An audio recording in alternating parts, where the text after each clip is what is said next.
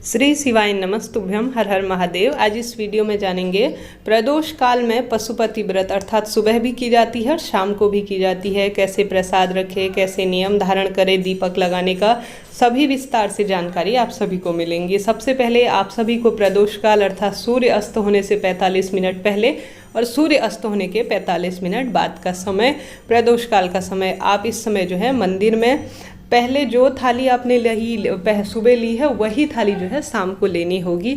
तो आप चाहें तो भगवान शिव का जल अभिषेक कर सकते हैं, नहीं तो कोई दिक्कत की बात नहीं है। सुबह आपने जल अभिषेक कर रखा है, सुबह भी भगवान शिव का अभिषेक कर सकते हैं। चारों पहर जो है अभिषेक करने का सुख प्राप्त होता है, इस बात का आप सभी ध्यान रखें। तो संभव हो तो शाम को भी जरूर भगवान शिव का अभिषेक करें और थाली में सुबह इतना सामान रख लीजिए कि दोनों समय पूजा के काम आ जाए। अब श्री शिवाय नमस्तुभ्यम कहते हुए आप सभी पूर्व दिशा की ओर मुख कर ले सबसे पहले, और एक दीपक प्रज्वलित कर ले शाम के समय में भी। उसके बाद जो है भगवान शिव का अभिषेक करें, ठीक है। सभी देवी देवताओं का अभिषेक करें। आप चाहे तो इस समय भी पंचामृत से अभिषेक करा सकते हैं, नहीं तो सामान्य जल जो है घर से लेकर जाइएगा, उससे जो है अभिषेक कर लीजिएगा। अगर अभिषेक कर रहे हैं तो महादेव को ऐसे नहीं छोड़ सकते, तो आप सभी जो है आवश्यक रूप से उनका श्रृंगार भी चंदन से करें, जैसे मैं कर रही हूँ। सुबह की पूजा कैसे करें इसकी विस्तार से मैंने आप सभी को जानकारी दी है इससे पहले वीडियो, उसका लिंक डिस्क्रिप्शन बॉक्स में आप सभी को मैं दे दूंगी। दीपक भी लगाएंगे तो घी का होना चाहिए और उसका मुख भी जो है पूर्व दिशा या उत्तर दिशा की ओर सबसे सही माना जाता है, शास्त्र सम्मत माना जाता है। तो भगवान शिव के त्रिपुंड बना लेंगे, नाग देवता की पूजा कर लेंगे, अर्थात जल भी समर्पित करेंगे तो पूरे शिवलिंग पर करेंगे। माता रानी का हस्त कमल, अशोक सुंदरी का स्थान, कहने का अर्थ है यह पूर्ण माना जाता है अभिषेक की प्रक्रिया। अब यहाँ पर सभी देवी देवता विराजमान हैं तो उन्हें चंदन इत्यादि समर्पित करेंगे। माता रानी को सिंदूर समर्पित करेंगे। शाम के समय में भी अगर पूजा कर रहे हैं मनोकामना पूर्ति के लिए तो बहुत उत्तम रहेगा इस समय शाम को पूजा करना। इसके साथ ही शिव पूजा की सभी छोटी छोटी जानकारी मैंने इससे पहले आप सभी को वीडियो में दिया है, संकल्प इत्यादि की विधि, तो आप जरूर उस वीडियो को देख लीजिएगा। महादेव की पूजा जितनी पहर कर सके, जितनी बार कर सके, जितनी बार उनका अभिषेक करा सके अति उत्तम रहेगा। तो देखिए मैंने सबसे पहले उन्हें चंदन इत्यादि अभिषेक करने के बाद समर्पित कर दिया है, पुष्प समर्पित कर दिए हैं, जो आपको मिल जाए मौसम के अनुसार दुर्वा इत्यादि समर्पित कर दिया है।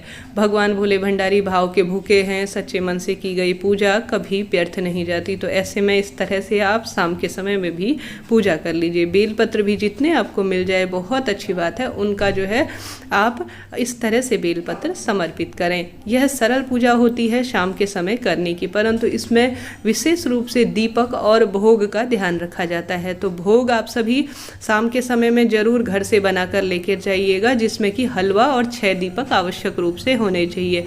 6 दीपक में से 5 दीपक जो है मंदिर में लगेंगे, यह पंच देवी देवताओं के नाम से होंगे, और 1 दीपक आपको घर पर लेकर आना होगा, उसे घर के मुख्य द्वार के दाहिनी तरफ आपको लगाना होगा। अब हलवा भी या जो भी आप मीठा लेकर गए हैं, जो आप बनाते हैं, जो खाने में सक्षम है, वह 2 भाग शिव मंदिर में रखेंगे, 1 भाग जो है घर को लेकर आएंगे। इस तरह से भगवान जी को मैंने जो वस्त्र रूप में कलावा समर्पित कर दिया है। भगवान शिव माता रानी का गठबंधन भी मैं कर रही हूँ, साथ ही सभी देवी देवता को कलावा समर्पित कर रही हूँ, इत्र समर्पित कर रही हूँ। सामान्य तौर से शाम के समय अगर आप नहाने में असमर्थ हैं, कई बार यह भी सवाल आता है, तो आप सभी जो है सामान्य जल के छींटे दे सकते हैं, कपड़े बदल सकते हैं। सर्दी का मौसम कहीं ना कहीं शुरू हो चुका है, ऐसी स्थिति में आप इस बात का ध्यान रखिएगा।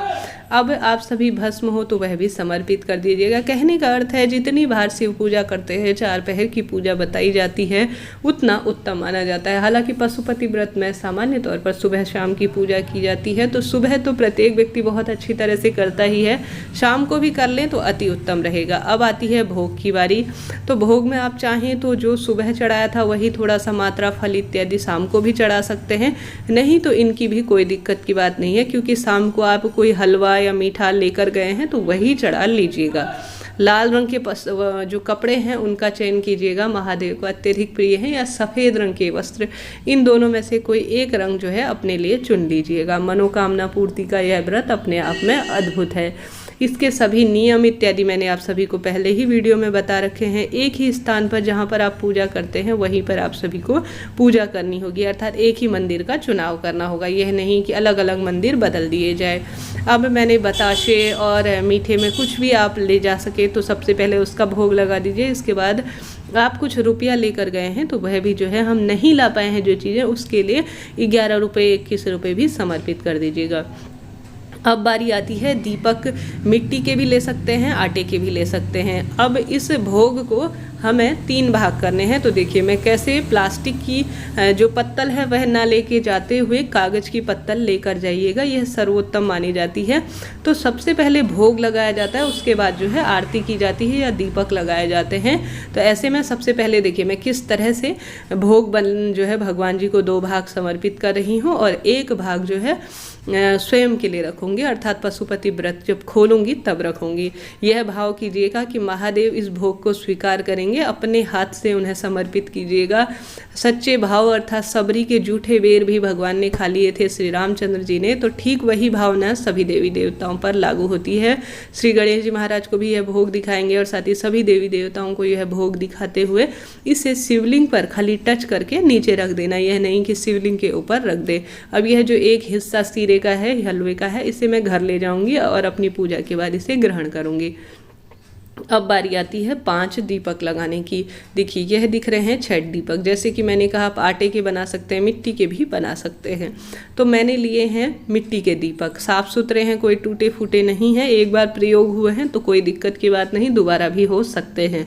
तो आप सभी इस तरह से घी की गोल बत्ती ले लीजिएगा, चाहे तो इनमें घी फुल भर सकते हैं, नहीं तो घी की बत्तियां बनी हुई हैं जिनमें घी लगा हुआ है पूर्ण रूप से, तो यह पर्याप्त हैं।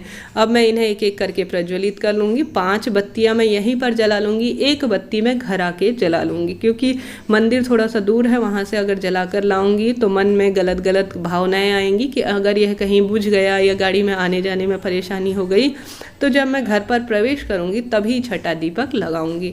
तो सभी दीपक मैंने श्री शिवाय नमस्तुभ्यम कहते हुए प्रज्वलित कर लिए हैं।